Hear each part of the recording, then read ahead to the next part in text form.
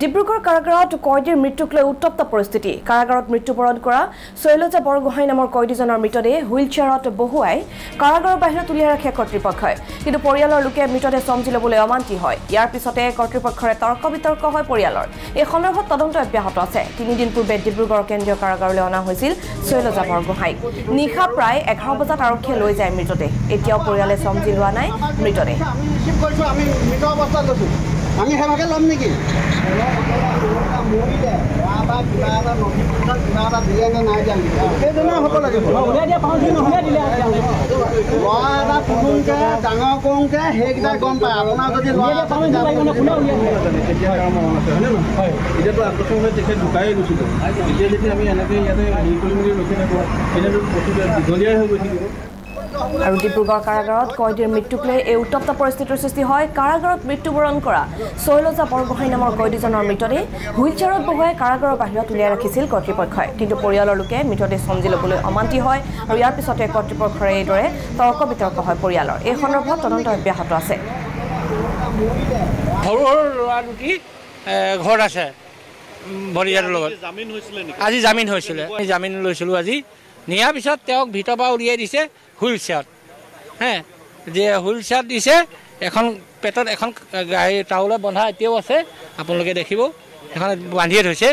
এনেকৈ উলিয়াই আনিছে দুজন মানে তেওঁলোকৰ ভিতৰ জেলত থকা মানুহে উলিয়াই দিছে তেওঁলোকক সোনকালে লৈ যাওক যে এলক' হৈছে এলক' সোনকালে মেডিকেল লৈ যাওক বুলি কৈছে আমি নিবলৈ নিওঁ কিহঁত আমাৰ নিবলৈ সুবিধা নাই তেতিয়া মাত মাতিছোঁ কোনো মাত কথা নাই মৃত্যুৱে হৈছে বুলি ভাবিছোঁ মই আমি এষাৰো মাত কথা পোৱা নাই তেওঁলোকক এতিয়া জেল কৰ্তৃপক্ষৰ কথা বতৰা হৈছে নেকি পাতিছিলোঁ জেলাই কৈছে যে জল্দি মেডিকেল নিয়ক বুলি গোটেইখিনি গেটৰ মুখলৈকে মানে অহাৰ পিছত তেওঁলোকে বাহিৰলৈ ডেড বডিটো উলিয়াই তেওঁলোকে নাইকিয়া হৈ গ'ল তেতিয়া আমি কাইলৈ ৰেফাৰ কৰিছোঁহে বুলি ক'লে মেডিকেললৈ কনবে থানাৰ হেৰি তাতো মাৰপিট কৰিব পাৰে কিন্তু জেলৰ ভিতৰতো আমিতো এতিয়া গম পোৱা নাই সিহঁতি চব পলাই দিলে তাৰপৰা গাড়ী ব্যৱস্থা আমি কৰিলোঁ আনজনলৈ অলপ দেৰি হ'ব বুলি ক'লে তাৰপৰা থানা একো জেলৰ কৰ্তৃপক্ষকে একো হেৰি সহায় নকৰিলে নাই এই হুইল চকী ৰছীয়ে বান্ধি পিনি পঠিয়াই দিছে কৰ্তৃপক্ষই একো নক'লে পলাই চব আঁতৰি দিলে চব সিহঁতি চব পলাই দিলে তাৰপৰা গাড়ী ব্যৱস্থা আমি কৰিলোঁ আনজনলৈ অলপ দেৰি হ'ব বুলি ক'লে তাৰপৰা থানা একো জেলৰ কৰ্তৃপক্ষকে একো হেৰি সহায় নকৰিলে নাই এই হুইল চকী ৰছীয়ে বান্ধি পিনি পঠিয়াই দিছে কৰ্তৃপক্ষই একো নক'লে পলাই চব আঁতৰি দিলে চব এতিয়া আপোনালোকে কি কৰিব এইটো উচিত মাদাৰ দায়িত্ব আছেনে নাই সেইজনক কওঁ কৈছোঁ তেওঁক ভিতৰৰ পৰা উলিয়াই দিছে হুইল চেয়াৰত যে হুইল চেয়াৰত দিছে এখন পেটত এখন গাড়ী টাউলে বন্ধা এতিয়াও আছে আপোনালোকে দেখিব এখন বান্ধিয়ে থৈছে এনেকৈ উলিয়াই আনিছে দুজন মানে তেওঁলোকৰ ভিতৰ জেলত থকা মানুহে উলিয়াই দিছে তেওঁলোকক সোনকালে লৈ যাওক যে এলক' হৈছে এলক' সোনকালে মেডিকেল লৈ যাওক বুলি কৈছে আমি নিবলৈ নিওঁ কিহঁত আমাৰ নিবলৈ সুবিধা নাই তেতিয়া মাত মাতিছোঁ কোনো মাত কথা নাই মৃত্যুৱে হৈছে বুলি ভাবিছোঁ মই আমি এষাৰো মাত কথা পোৱা নাই আৰু ডিব্ৰুগড়ৰ কাৰাগাৰতে কয়দীৰ মৃত্যুক লৈ উত্তপ্ত পৰিস্থিতিৰ সৃষ্টি হয় আৰু এই সমগ্ৰ ঘটনা সন্দৰ্ভত আমি অধিক জানিবলৈ চেষ্টা কৰিম ফোন লাইনত আমি সংযুক্ত হৈছোঁ Dibrugarh senior bureau chief Suraj দত্তৰ সৈতে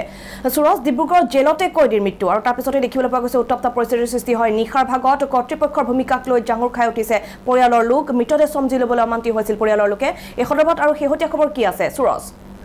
হয় মেদিনী ইতিমধ্যে কেন্দ্ৰীয় কাৰাগাৰ কৰ্তৃপক্ষ নিজৰ দায় সৰাৰ বাবে এখন এজাহাৰ দাখিল কৰিছে ডিব্ৰুগড় সদৰ থানাত কয়দীজনৰ মৃত্যু হোৱা বুলি আৰু আৰক্ষী এটা ইউডি কেছ লৈ ইতিমধ্যে মৃতদেহটো কালি জোৰ জবস্তিৰে পৰিয়ালৰ লোকৰ সন্মুখৰ পৰা অসম চিকিৎসা মহাবিদ্যালয়লৈ লৈ গৈছে আৰু পৰিয়ালৰ লোকে এতিয়ালৈকে মৃতদেহটো চমজি লোৱা নাই যিহেতু মৃতদেহটো মৰণোত্তৰ পৰীক্ষাৰ প্ৰয়োজন আছে আৰক্ষীয়ে আজি মৰণোত্তৰ পৰীক্ষা কৰাৰ পাছত হয়তো পৰিয়ালক চমজাই দিয়াৰ ব্যৱস্থা কৰিব কালি সন্ধিয়া 5 বজাৰ পৰা নিশা 11 বজা পৰ্যন্ত মৃতদেহটো যি স্থানত জেল কৰ্তৃপক্ষই উলিয়াই দিছিল গেটৰ বাহিৰত আৰু সেই স্থানতে আছিল আৰু তাৰপাছত উপায়ন্ত হৈ ডিব্ৰুগড় আৰক্ষীয়ে মৃতদেহটো অসম চিকিৎসা মহাবিদ্যালয় মহলৈ লৈ যোৱাৰ ব্যৱস্থা কৰে আৰু আজি মৰণোত্তৰ পৰীক্ষা সম্পন্ন কৰিব কি পৰিস্থিতিত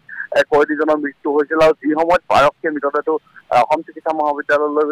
লৈ যোৱাৰ ব্যৱস্থা কৰিছিল সেই মুহূৰ্তত কিন্তু মৃতদেহৰ পৰা দুৰ্গন্ধ ওলোৱা আৰম্ভ কৰিছিল সকলোৱে সন্দেহ প্ৰকাশ কৰিছিল যে বহু সময়ৰ পূৰ্বে এই যুৱকজনৰ জেলৰ ভিতৰতে মৃত্যু হৈছিল আৰু জেল কৰ্তৃপক্ষৰ তৰফৰ পৰা কিন্তু তেওঁলোকে আৰক্ষীক অৱগত কৰিছিল যে পূৰ্বতে মৃত্যু হৈছে আৰু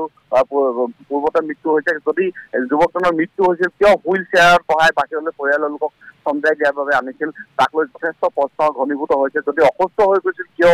সুস্থ অৱস্থাত চিকিৎসা মহাবিদ্যালয়লৈ দিয়া নাছিল তেনেধৰণৰ বহু ধৰণৰ প্ৰশ্ন উত্থাপন হৈছে বিতৰ্ক আৱৰ্তত সোমাই গৈছে কেন্দ্ৰীয় কাৰাগাৰৰ অধীক্ষক বৰ্তমানৰ যিগৰাকী দায়িত্বত আছে অধীক্ষকগৰাকী আৰু এই মুহূৰ্তত ক'ব লাগিব যে বিতৰ্কই লগ এৰা নাই ডিব্ৰুগড় কেন্দ্ৰীয় কাৰাগাৰ কৰ্তৃপক্ষই ইটোৰ পাছত ইটো বিতৰ্ক ইতিমধ্যে যিগৰাকী কেন্দ্ৰীয় কাৰাগাৰৰ মুখ্য অধীক্ষক আছিল নিপেন দাস গ্ৰেপ্তাৰ হৈ ডিব্ৰুগড় কেন্দ্ৰীয় কাৰাগাৰতে কাৰাবন্দী হৈ আছে আৰু যিগৰাকী বৰ্তমান থকা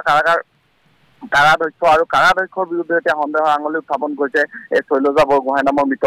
যুৱকজনৰ পৰিয়ালৰ লোকে আৰু এই কাৰাধ্যক্ষৰ নিৰ্দেশতে মৃতদেহটো হুইল চেয়াৰত বহাই বান্ধি গেটৰ বাহিৰলৈ উলিয়াই দিয়া হৈছিল সমগ্ৰ ঘটনা তদন্ত হ'ব যিহেতু ডিব্ৰুগড় কেন্দ্ৰীয় কাৰাগাৰত অতিৰিক্তভাৱেও 100ৰো অধিক চিচি কেমেৰা লগোৱা আছে চুকে কোণে কেতিয়া মৃত্যু হৈছিল কি পৰিস্থিতিত বাহিৰলৈ অনাইছিল যদি উচ্চ পৰ্যায়ৰ তদন্ত সমগ্ৰ তথ্য পোহৰলৈ আহিব যুৱকজনৰ কিমান সময় পূৰ্বে মৃত্যু হৈছিল আৰু কিয় যুৱকজনক চিকিৎসালয়লৈ নিয়া হোৱা নাছিল আৰু ডিব্ৰুগড় কেন্দ্ৰীয় কাৰাগাৰৰ যথেষ্ট গাফিলতি থকা বুলি ইতিমধ্যে সকলোৱে সন্দেহ প্ৰকাশ কৰিছে